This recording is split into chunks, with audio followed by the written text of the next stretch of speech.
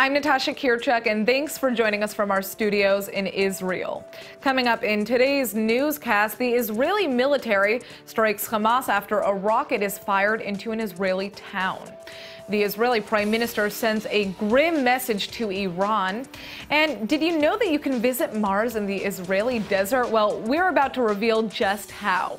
Stay tuned for the latest news in Israel.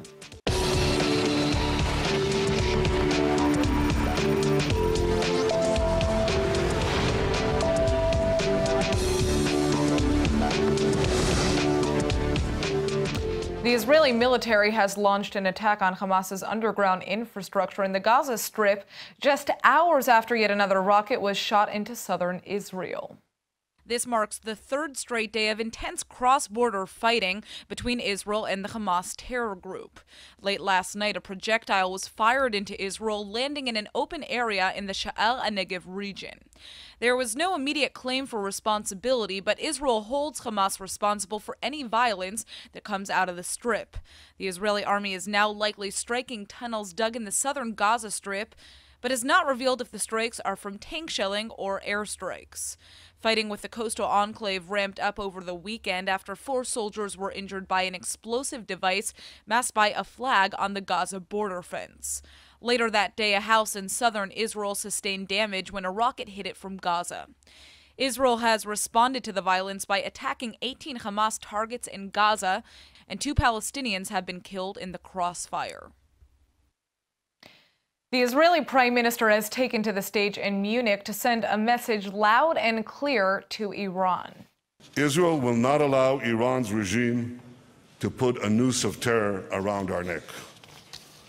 We will act without hesitation to defend ourselves. And we will act, if necessary, not just against Iran's proxies that are attacking us, but against Iran itself. Earlier this month, Israel shot down an Iranian drone that violated Israeli airspace. The drone launched from a base in Syria, which Israel proceeded to attack, along with several other Iranian military targets within the country. Now Netanyahu has just spoken at the Munich Security Conference with alleged evidence in hand. Iran also denies that it committed an act of aggression against Israel last week, that it sent a drone into our airspace to threaten our people. Well, here's a piece of that Iranian drone, or what's left of it after we shot it down. I brought it here so you can see it for yourself. Mr. Zarif, do you recognize this? You should. It's yours. You can take back with you a message to the tyrants of Tehran. Do not test Israel's resolve. The Israeli Prime Minister is warning the world that, quote, Tehran is the greatest threat. I think it's time to stop them now. They're aggressive, they're developing ballistic missiles, they're not inspecting, and they're going to have a free highway to massive enrichment. This has to be changed. But according to the Prime Minister, there's an upside. Now, there has been one positive consequence of Iran's growing aggression in the region. It's brought Arabs and Israelis closer together as never before. Iran's Foreign Minister Mohammad Zarif is hitting back. Israel uses aggression as a policy against its neighbors. Mass reprisals against its neighbors, daily incursions into Syria, Lebanon, and other Arab countries. And once the Syrians have the guts to down one of its planes, it's as if a disaster has happened, that there is an interest in showing that there is a disaster happening in the region, that Iran is devouring the entire region, which is not the case. We don't believe in that. We don't believe that is in our interest. We don't believe we don't believe that's possible. Let's be realistic. I mean, it's not out of the goodness of anybody. It's just the possibilities. It's not feasible. During Zarif's speech, around 50 people took part in a protest against the Iranian regime in a main square in Munich, and the Israeli Prime Minister made sure to take note. I give Mr. Zarif credit. He lies with eloquence. Last year at this conference, Zarif said that, I'm quoting, Extremism is driven by lack of hope and respect. Well, if that's true, why does the Iranian regime deny its people hope and respect by jailing journalists and activists? Well, it's been just days since Israeli police recommended the Israeli Prime Minister be indicted on bribery charges in 2 different grafts. But now it looks like Netanyahu will be questioned in yet another case. In case 4000, police suspect that the owner of the Walla News website, who also happens to be the controlling shareholder of the national telephone company Bezek in Israel, was swaying coverage of Netanyahu in exchange for benefits for Bezek. Netanyahu was the Minister of Communications during the time of the alleged deal and is now expected to be called in for questioning under caution. The news comes as 2 close associates of Netanyahu have been arrested in the past 24 hours. The police are also expected to call in the Prime Minister's wife, Sarah Netanyahu, for questioning because it's believed that she also tried to sway coverage of her family through her relationship with the wife of Walla's owner, Shaul Elovich. The Israeli Prime Minister has once again denied any wrongdoing and is calling the latest accusations yet another baseless investigation under pressure from the media. He claims a media witch hunt is continuing in full force against his family. Now it's up to the Attorney General to decide whether or not to press charges against him in all 3 cases. There isn't any strict legal obligation for the Prime Minister to step down unless he's convicted in court, and his ruling government coalition appears to be stable for the time being. Joining us now to discuss the latest developments in the Netanyahu probes is Akiva Bigman, an investigative journalist with Israel Hayom.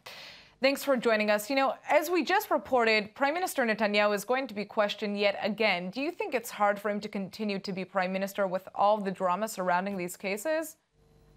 Well, obviously, the dramas are not making it easier, but I think Netanyahu is acting in the right way now. He's holding on to his coalition. He's holding on to the public opinion. We need to know, the viewers need to know that nothing legal happened yet. The police recommendations have no legal meaning.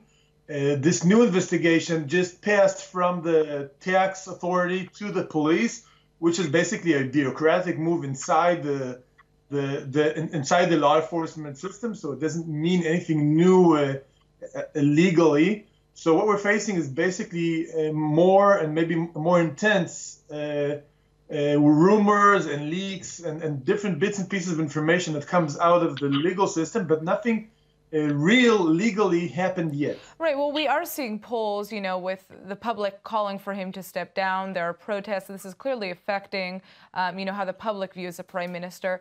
And the question here is, you know, at a time when Israel is facing so many threats, is it possible for Netanyahu to truly be the leader that he needs to be? Well, so far, it's still possible for him to be the leader. You mentioned the polls. The polls, well, he's leading in the polls as far as a political leader. I mean, if the elections would have happened today or yesterday, he would have gotten almost the same amounts of seats he has today. So I think the public can differentiate between policy and leadership. Well, that's his ruling coalition. It's not him as a leader, right? His coalition seems to be stable. That's not the issue here. But as a leader, we're talking about an individual who's going through, obviously, a lot of difficulties right now, his family. Yeah, well, being a prime minister is a difficult job, and he's gone through difficulties throughout his career. And I think the notion that a prime minister from the right or from the left, it doesn't make a difference. Any prime minister shouldn't be able to topple a prime minister merely by the police investigating cases, because that's what they said in the beginning. Nothing happened except for investigation. So the fact that investigations are happening shouldn't be, in a democracy, it shouldn't be a reason for any leader to step down. So I think it's important. I mean, I think we're just going to have to wait and obviously see how these developments play out in the next few months. Thank you so much for joining us. Thank you.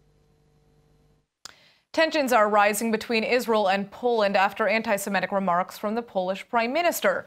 And now a series of swastikas and anti-Polish profanities have been discovered on the entrance to Poland's embassy in Israel. The whole fiasco began when Poland decided to pass a law imposing a jail sentence on those who suggest the country was implicit in the Holocaust. The move sparked international criticism, with many claiming that Poland was trying to evade complete responsibility for its role in World War II. We have to stand strong for the memory of our brothers and sisters murdered in the Shoah. But today, more than ever, we must work to educate the world, even some of the leaders, about that dark time. And then over the weekend, the Polish Prime Minister made a shocking statement after an Israeli reporter asked him whether he himself could be penalized for telling a story in Poland about his mother who survived the Holocaust and says some Poles collaborated with the Nazis. The Polish leader responded by equating Jewish perpetrators with Polish, Ukrainian, Russian, and German perpetrators. Israeli leaders across the political spectrum are calling his words outrageous, saying that our people collaborate with the Nazi is a new law. But the Polish government says their prime minister's comments were not intended to deny the Holocaust or allege that Jewish victims bore responsibility. All right, well, the Israeli Defense Ministry has just announced that it's carried out a successful test of the Arrow 3 weapon system, which is a very big deal since tensions are heating up on Israel's northern and southern fronts. The Arrow 3 system is designed to shoot down intercontinental ballistic missiles outside the atmosphere, and international security experts consider it to be the next generation of air defense systems. If a war were to break out with Hezbollah in Lebanon, Israel could potentially use the system to protect itself. Israel's defense establishment finally successfully tested the advanced defense system early on Monday morning in central Israel. The test was led by the Israel Aerospace Industries in collaboration with the Israeli Air Force. And it comes after 2 previous tests were called off at the last minute due to technical errors. Following the successful takeoff, it looks like Israel will now be able to add the Arrow 3 system to its arsenal for future defense purposes, along with the Arrow 2, the David Sling, and the Iron Dome.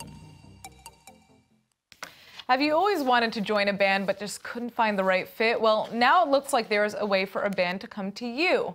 Joining us in the studio to tell us more is Ben Zibi, the CEO of OMB, or OMB? OMB. OMB, there we go. Well, yeah. OMB sounds nice too. Hi.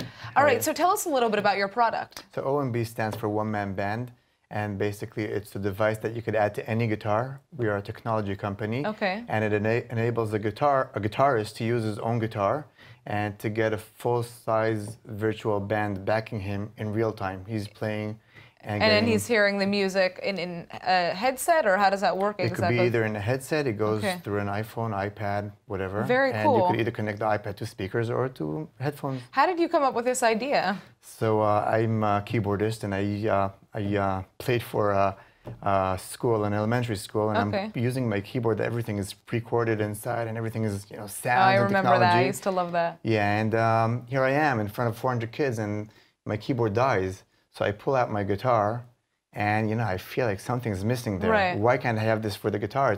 It's the perfect instrument for that. You know, it's intuitive. It's closer to the kids. I could talk to them while I'm still. You know, seeing them not behind the keys. I'm looking at these videos, so I understand this technology. There's a feature where you can add a band, you set in the background. How does it work? Does this go as you're playing? You choose what sounds you want to add? Yeah. So basically, we have a metal strip going across the neck of the guitar, Okay. Very cool. And we identify the fingers that are when you press them on the neck. So basically, you don't even have to strum. It's enough for you to tap on the strings, and once you press the string, we identify what you're playing. And in the iPad or any other software, you could hook up to any other software. Oh, interesting. So this is basically, this obviously works for songs that already exist, right? So if you're playing, I don't know, Stairway to Heaven, whatever it may be, you have kind of a database of these songs, and then it will play music according to whatever you're playing. Yeah, so it's going to give you a backup band, meaning you choose what chord progression you want to change. If you want to play it in this key or in that key, or you want to do. Does it also help you though if you're you know, you want to make your own song? Is there?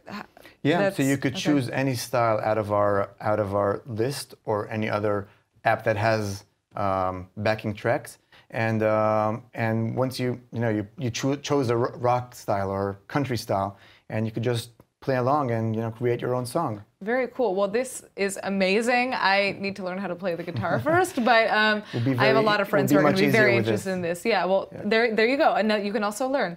All right, thank you for joining us. Thank you. All right, a team of Israeli scientists have made it to Mars. Well, Kind of. Their version of Mars happens to be in the Israeli desert, where researchers recreated the red planet's habitat to carry out an experiment. Here's the thing. The Israeli Negev desert kind of resembles the Martian environment. I'm not sure how the residents of the Israeli desert town Mitzpe Ramon feel about the similarities, but that's where an entire space experiment was carried out. Our particular project is unique in that, first of all, Mitzpe Ramon is a unique environment in that it is a very good analog for Mars, both in terms of the terrain, the aridity, the distance, the solitude is very similar to Mars, and that's, of course, a good thing. 6 Israeli researchers took part in the first round of the DeMars project, where they put on their helmets and simulated a 4-day mission to the red planet in Israel's rugged Ramon crater. DeMars is kind of a unique enterprise. It's an enterprise composed almost completely of volunteers. It's designed to provide a space where you can have analog missions, which are missions that simulate conditions that exist on Mars in order for us to test either new approaches, new procedures, or new technologies that can potentially be used on Mars. The experiment was so realistic that the so-called Ramonauts had to eat food from capsules, live in confined quarters, and wear spacesuits whenever they had to leave their pod to conduct experiments. The experiments included looking for cosmic radiation, carrying out a 3D printing project, and enduring psychological exams, all while testing the workflow with the Mission Support Center. For us here, all the time I have to monitorize and calculate and to think what is how much electricity we use, how much water we use, what is the amount of food that we're going to use or we're going to plan for the entire mission. So for me, this was all the time I had to think about how I keep this machine alive in a way. But this mission goes beyond just scientific discovery. Half of it is about the research, and the other half of it is really about the outreach. And a major part of this project is getting public interest and outreach and getting students interested in space and STEM research. This is the first time that the DeMars project is being held in Israel, but it happens to be one of a number of Mars simulations worldwide. We like to think that the Israeli desert is the best location of them all, though. After all, it's just 100 kilometers away from the Wadi Rum Desert in Jordan, which was used to represent Mars in the movie The Martian. All right, now get this. A new startup competition is on a mission to connect Israeli and American businesses, and the winner will snag a $1 million investment. All right, you're probably already wondering how you can get involved, so here's the scoop. If you have a startup based in New York and you're interested in setting up an R&D center in Israel, you're eligible. And if you're a startup based in Israel but you want to market your presence in the Big Apple, then sign up. The venture capital firm Jerusalem Venture Partners is behind this first-of-its-kind startup competition, which is focused on building bridges of innovation between NYC and Israel. Not only will participants have the opportunity to gain significant industry exposure, they could end up winning at least a $1 million investment from JVP. The competition is open to startups in healthcare IT, automotive mobility, food tech, medical devices, and more. So go check it out.